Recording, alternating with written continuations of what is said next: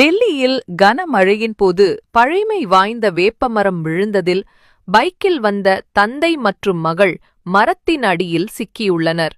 இதில் சம்பவ இடத்திலேயே தந்தை உயிரிழந்தார்.